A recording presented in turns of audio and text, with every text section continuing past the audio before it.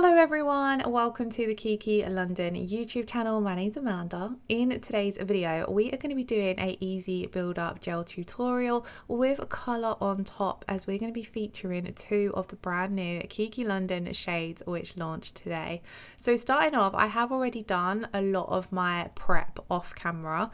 I do have a dedicated prep video, so I will leave that in the description box below.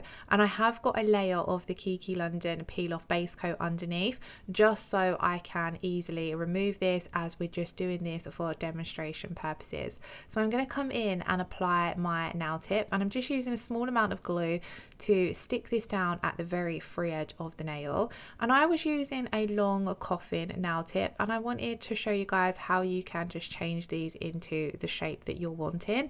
So I'm wanting to go for a rounded almond, so I'm going to cut this into more of a pointed coffin shape.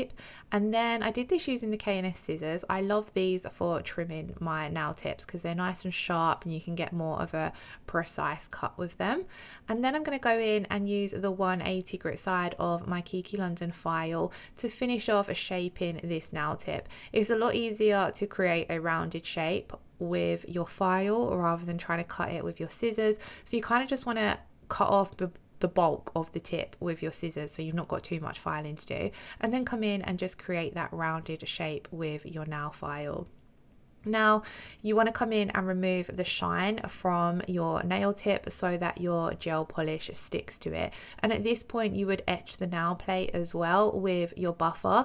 I'm not tending to do this too much because, like I said, I've got that peel off base coat underneath, but I still wanted to kind of show you guys the steps you would do. So you would want to make sure that you are completely removing the shine from the natural nail. You can do this with your buffer, just gently going over the surface of the natural nail, trying not to go over it repeatedly. Just once is enough to remove the shine. You can see that where I've gone over the peel off base coat with the buffer, it has removed that shine that was there from the peel off base coat. So I'm going to continue with the exact same steps as though I'm not wearing the peel off base coat, if that makes sense. So you then would go in with your alcohol wipe and dehydrate the nail, and then after you've done your alcohol step, you want to go in and prime the nail. Now you don't need to apply your primer to the tip of the nail, just the natural nail plate.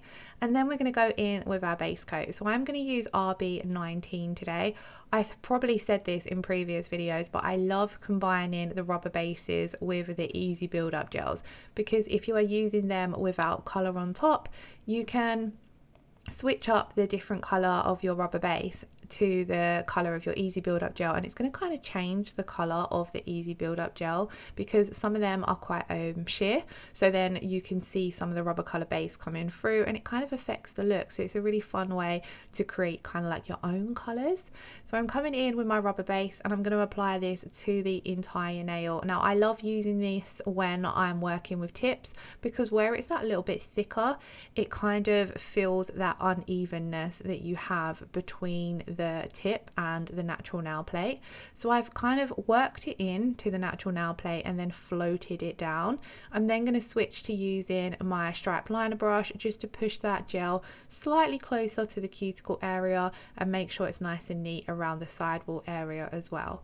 We're going to pop that in to cure for 30 seconds, and then this is one coat of RB19. It's a beautiful kind of like a baby pink.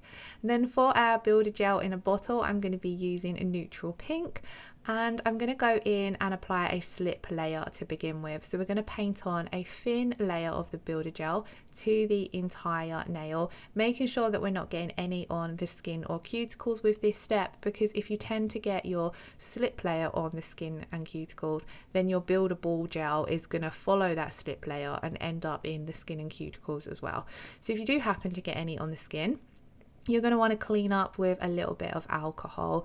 I'm just using my round nail art brush to do that, and then again going in with that stripe liner brush just to make sure that gel is as close and as neat around that cuticle area as possible. Then we're going to leave this layer wet and we're going to go in and apply our builder layer. So I'm taking a large ball of gel on the brush And as you can see, the slip layer underneath is going to help pull this gel from the brush, and then it just makes it a lot easier, I personally find, to walk your ball of gel down the nail.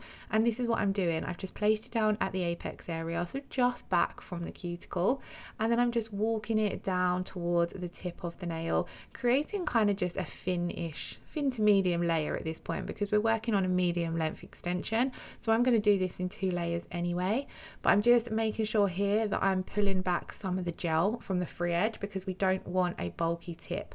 We kind of wanting to build our structure in the back third of the nail and running down the spine of the nail, so we don't want a thick tip.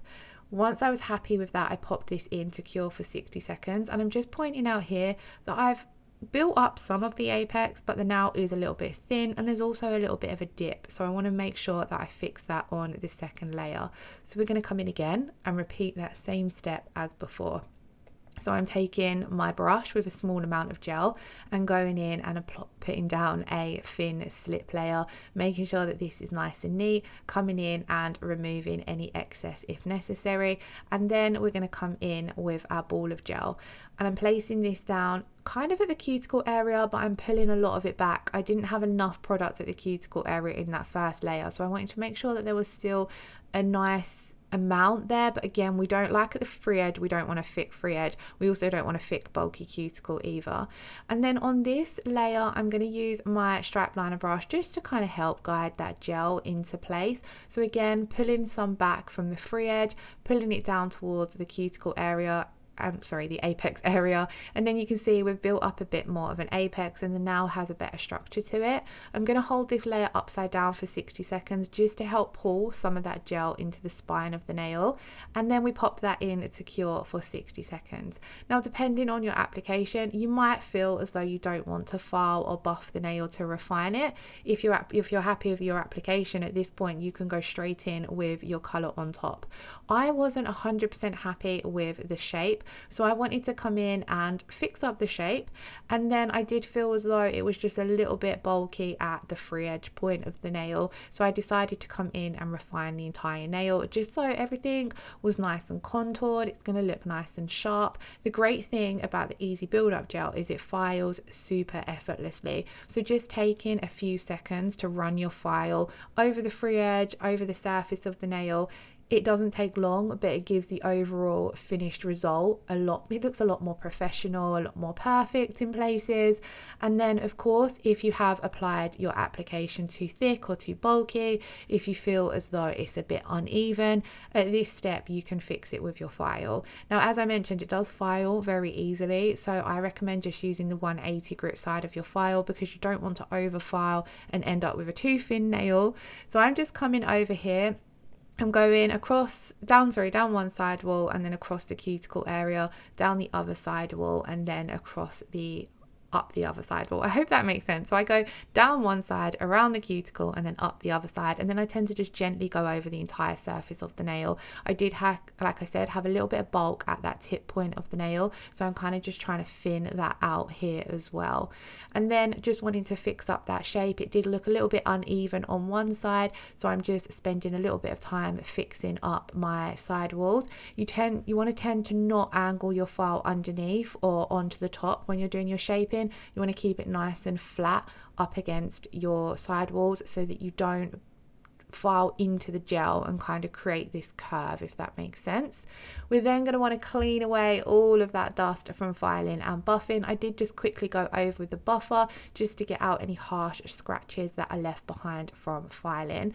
And then of course at this point, if you don't want to come in with color, you can come in with your top coat, but whatever you are doing, you want to make sure that you're giving the nail a really good clean to remove all of that dust. So I did also go in with some alcohol to remove any dust. Then this is the new fall into winter collection. So if you missed the launch video, I will leave it linked in the description box below. In the launch video, we went through and swatched all of these stunning colors. There are 7 new shades, but for today's video, we're going to be using Mulled Wine and Copper Dust. I felt as though these 2 colors would just look absolutely beautiful together. I can see myself using Copper Dust a lot for nail art. So we're going in with Mulled Wine, which is a very vibrant shade, and with the vibrant darker shades, sometimes application can be a little bit harder just because any imperfections you make are going to stand out a lot more.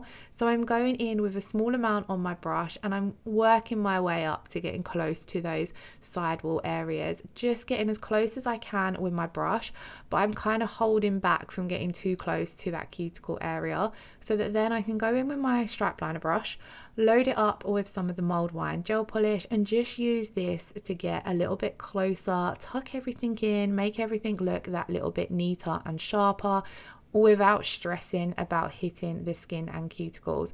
Like I said, if you are practicing, it is brilliant to practice with a darker shade because they will show up your imperfections, and if you can perfect your application with a darker or more vibrant shade, then you're going to always know that your gel polish application is going to be on point. If you do happen to hit your skin or cuticles, I always like to have my round nail art brush or the angled nail art brush to hand to clean up with.